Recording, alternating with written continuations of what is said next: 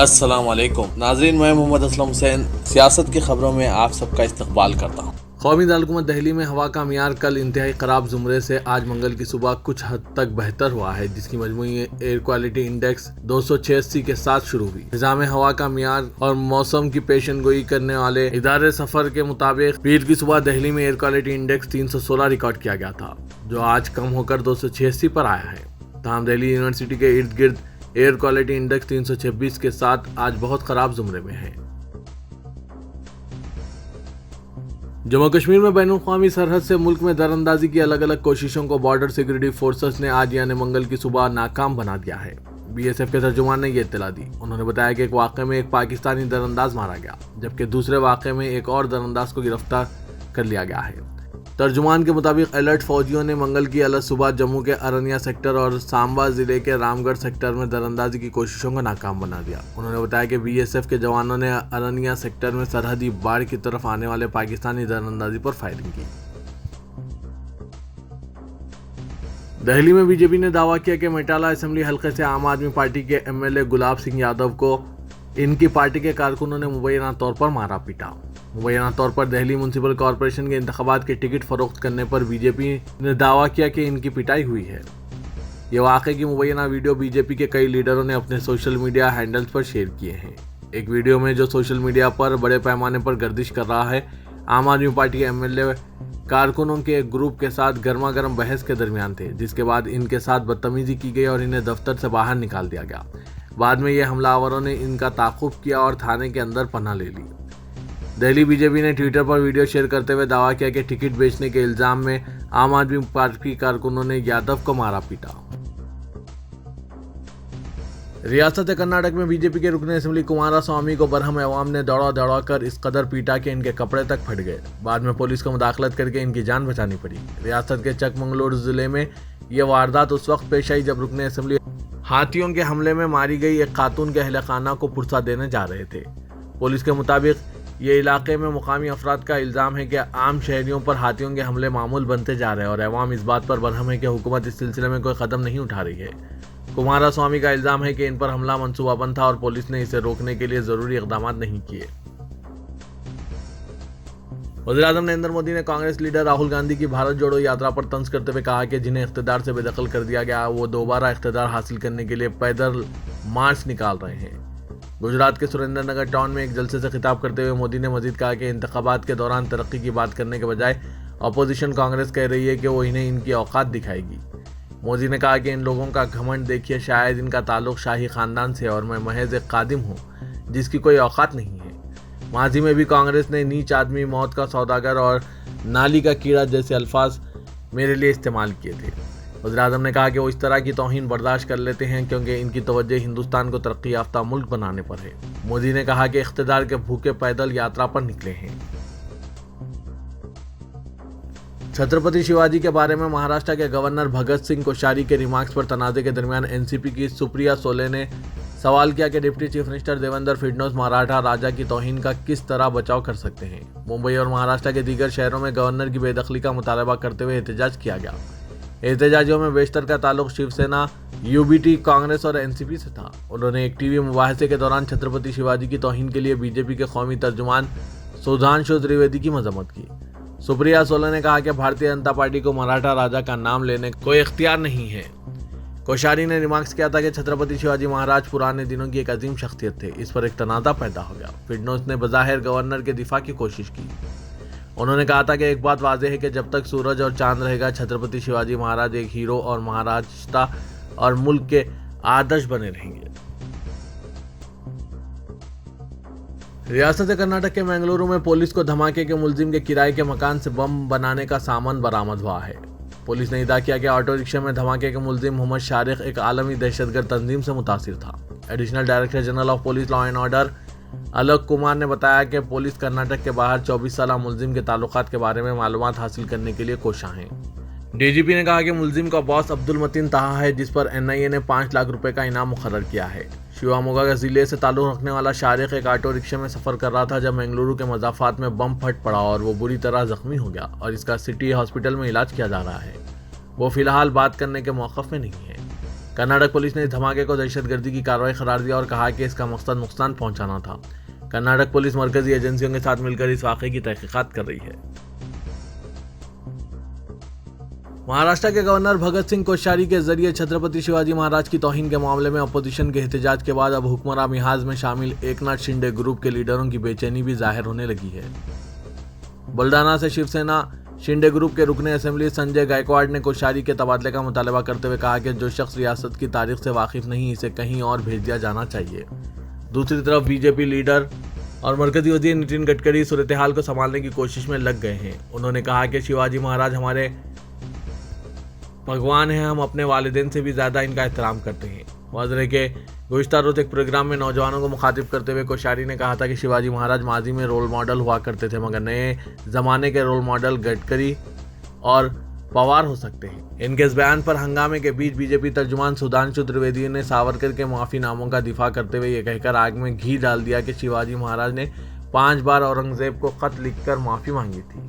इसकी वजह से रियासत भर में जारी एहतजाज के बीच शिंदे ग्रुप से ताल्लुक़ रखने वाले रुकने असेंबली संजय गायकवाड़ ने कहा कि गवर्नर को समझाना चाहिए कि छत्रपति शिवाजी महाराज की कदरें कभी पुरानी नहीं हो सकती और इनका मुआवजाना दुनिया की किसी भी अजीम शख्सियत से नहीं किया जा सकता। बॉलीवुड के किंग खान शाहरुख खान को रेड सी इंटरनेशनल फिल्म फेस्टिवल में एजाज से नवाजा जाएगा। रेड सी इंटरनेशनल फिल्म फेस्टिवल की जानिब से ऐलान किया गया कि सुपरस्टार शाहरुख खान को जिद्दा में फेस्टिवल के दूसरे एडिशन की इफ्तिताई तकरीब में फिल्म इंडस्ट्री में इनके गैर मामूली ताउन के लिए अवार्ड दिया जाएगा। सऊदी अरब के रेड सी यानी बहरे अहमर में ये इंटरनेशनल फिल्म फेस्टिवल 1 दिसंबर से 10 दिसंबर तक मुनक्किद होगा। दुनिया भर में फिल्मों दुनिया के कायम और उभरते हुए हुनरमंद सितारे इस फेस्टिवल में शामिल होंगे। यहाँ तकरीबन 41 ज़बानों में 61 ममालिक की 131 फीचर और शॉर्ट फिल्में भी दिखाई जाएंगी। कतर में फीफा फुटबॉल वर्ल्ड कप की इफ्तिताई तकरीब का आगाज़ कुरान मजीद की तिलावत से किया गया, जो माजूर हाफिज कुरान गानिम अल मुफ्ता ने की, जिसकी वीडियो सोशल मीडिया पर खूब वायरल हो रही है। हाफिज कुरान गानिम की वीडियो सामने आने के बाद इन्हें दुनिया भर से भरपूर पजीराई मिल रही है और इन्हें बेहद सराहा जा रहा है। ताहम कई लोगों के जहन में सवाल है कि आखिर गानिम अल मुफ्ता कौन है और क्या करते हैं।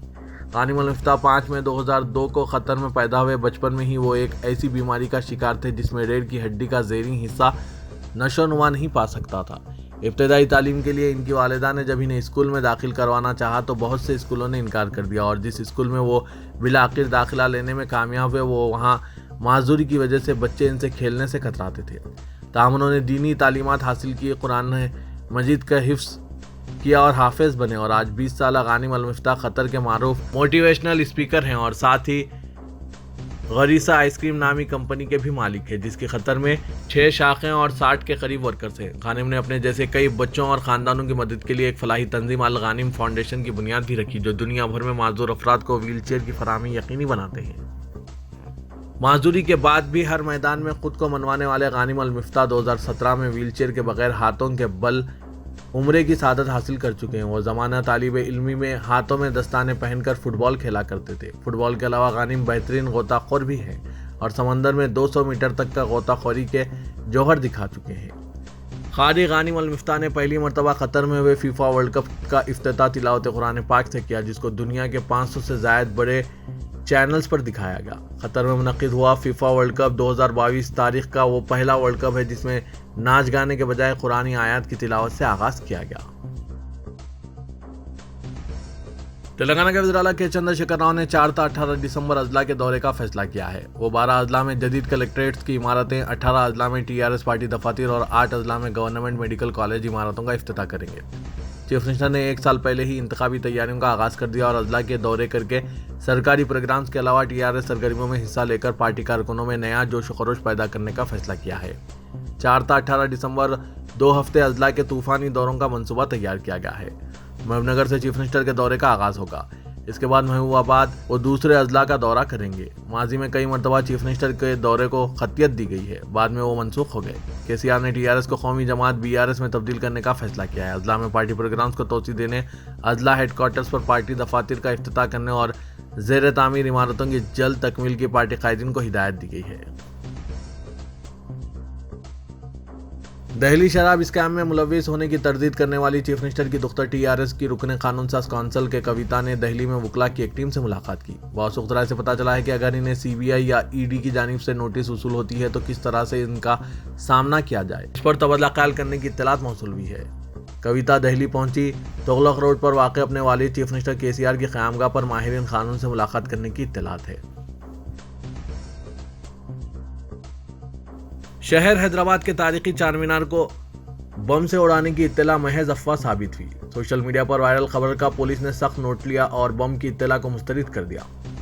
पीर की सुबह सोशल मीडिया में इस बात की अफवाह गश्त कर रही थी कि चार मीनार के दामन में बम रखा गया है। एक अजनबी की जानिब से पुलिस को इत्तला देने का दावा भी किया गया और यह अफवाह शहरियों में तशवीश का सबब बन गई। साउथ जोन पुलिस ने इस इत्तला को अफवाह करार दिया और कहा कि तलाशी के तौर पर चार मीनार के दामन में बम स्क्वाड के जरिए तलाशी ली गई और किसी ने इस तलाशी को सोशल मीडिया पर वायरल कर दिया और मन घड़त कहानी बनाकर अफवाह फैला दी। देखते ही देखते ये इत्तला जंगल की आग की तरह सोशल मीडिया के जरिए वायरल हो गई, जो शहरियों में खौफ व दहशत का सबब बन गई। पुलिस ने बताया कि पुलिस को बम के ताल्लुक से कोई फ़ोन कॉल या इत्तला मौसूल नहीं हुई, ये महज अफवाह है। हालांकि आमतौर पर जिस तरह वक्फे से तलाशी जारी रहती है, इसी के तौर पर चार मीनार के दामन में तलाशी ली गई थी। रुकने पार्लियामेंट हैदराबाद असदुद्दीन अवैसी, जो इन दिनों गुजरात के इंतखाबात में मसरूफ़ हैं, उन्होंने कहा कि इंतखाबात में अवाम को डरने और घबराने की ज़रूरत नहीं है। गुजरात के असम्बली इंतखाबात में ना डराने वालों को और ना डर कर खामोश रहने वालों को वोट दिया जाए। अगर खामोश रहेंगे हमेशा के लिए खामोश कर दिया जाएगा। ओवैसी ने कहा कि गुजरात की मजलूम और कमज़ोर अवाम के हुकूक़ को मनवाने के लिए जमहूरी हुदूद में लड़ने वालों को असम्बली में रवाना करना होगा। गुजरात असम्बली इंतखाबात में मजलिस ने 13 नशस्तों पर अपने उम्मीदवार खड़े किए हैं। पुराने शहर हैदराबाद के इलाके किशनबाग में कल रात देर गए 2 गाड़ियों को आग लग गई। फायर स्टेशन के ओहदेदारों के मुताबिक एनएम गुड़ा इलाके में खुले मुकाम पर गाड़ियां पार्क की जाती है। कल रात तकरीबन 1 बजे के बाद एक ड्राइवर ने वहां बस पार्क की। इसके बाद शायद बैटरी में शॉर्ट सर्किट की वजह से आग लग गई, जिसके साथ ही बस शोलापोश हो गई। आग ने इस गाड़ी के बाजू खड़ी हुई दूसरी गाड़ी को भी अपनी जद में ले लिया, जिसकी वजह से दोनों गाड़ियां जलकर खाकस्तर हो गई। फायर इंजनों को तलब करके आग पर काबू पाया गया। इस हादसे में कोई जानी नुकसान की इत्तला नहीं है, अलबत्ता बड़े पैमाने पर माली नुकसान हुआ है। गाड़ियों के मालिकीन के नाम मोहम्मद इस्माइल और सैयद मोइन बताए गए हैं। हैदराबाद मेट्रोपॉलिटन डेवलपमेंट अथॉरिटी ने आउटर रिंग रोड की बेहतर निगहदाश्त के लिए खानगी इदारों को सड़कें लीज पर देने का फैसला किया है। मंसूबे के मुताबिक 158 किलोमीटर तवील आउटर रिंग रोड को 30 साल के अरसे के लिए खानगी एजेंसी को लीज पर दिया जाएगा। हैदराबाद ग्रोथ कॉरिडोर लिमिटेड ने एजेंसी की शिनाख्त का अमल शुरू कर दिया है। आउटर रिंग रोड को लीज पर हासिल करने में दिलचस्पी रखने वाले इदारों से दरख्वास्तें तलब की गई है। शहर हैदराबाद में ट्रैफिक पुलिस के बढ़ते चालानात के खिलाफ महिला कांग्रेस ने एहतजाज मुनज़्ज़म किया। नो टू चालान्स के नारे के तहत सदर महिला कांग्रेस सुनीता राव की क़यादत में गांधी भवन से एडिशनल कमिश्नर पुलिस के दफ्तर तक रैली मुनज़्ज़म करने की कोशिश की गई। महिला कांग्रेस कारकुनों ने एडिशनल कमिश्नर के दफ्तर के घेराव का ऐलान किया। जैसे ही एहतजाजी कारकुन गांधी भवन से बाहर निकलना चाहते थे, पुलिस की भारी जमीयत ने रुकावट पैदा कर दी। महिला कांग्रेस कायदीन और पुलिस के दरमियान बहस व तकरार हुई। कई कारकुनों को पुलिस ने हिरासत में ले लिया। इस मौके पर सुनीता राव ने कहा कि हुकूमत खाली खजाने को ट्रैफिक चालानात के जरिए पुर करने की कोशिश कर रही है। ट्रैफिक क़वायद की खिलाफवर्जी के नाम पर हज़ारों रुपए जुर्माने आयद किए जा रहे हैं। गरीब और मुतवस्सित तबक़ात के अलावा छोटे ताजिर पुलिस के रवैये से आजिज़ आ चुके हैं।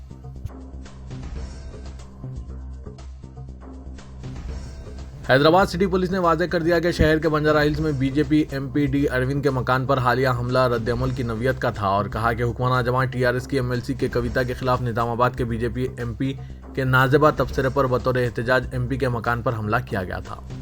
सिटी पुलिस ने अपनी रिमांड रिपोर्ट में यह बात बताई। रिमांड रिपोर्ट में यह भी बताया गया कि कविता के खिलाफ डी अरविंद की मुसलसिल बयानबाजी से एमएलसी के हामी बरहम हो गए। रिपोर्ट में मजीद बताया गया कि डी अरविंद ने अपने सख्त हरीफ को निशाना तनकीद बनाने के लिए निज़ामाबाद में प्रेस मीट भी रखी। इसके साथ उन्होंने सोशल मीडिया पर टीआरएस पार्टी के एमएलसी के खिलाफ मनफी गुमराहकुन प्रोपेगेंडा किया। पुलिस ने बताया कि डी अरविंद रुकने पार्लियामेंट के मकान पर हमला में पीएचडी के 2 तलबा भी शामिल थे। इस तरह जुमला 9 अफराद ने रुकने पार्लियामेंट के मकान पर हमला किया था। पुलिस ने बताया कि हमलावरों ने डी अरविंद के पूजा के कमरे में मौजूद फर्नीचर को नुकसान पहुंचाया और उनके मकान में पार्क कार को भी हमलावरों ने नुकसान पहुंचाया।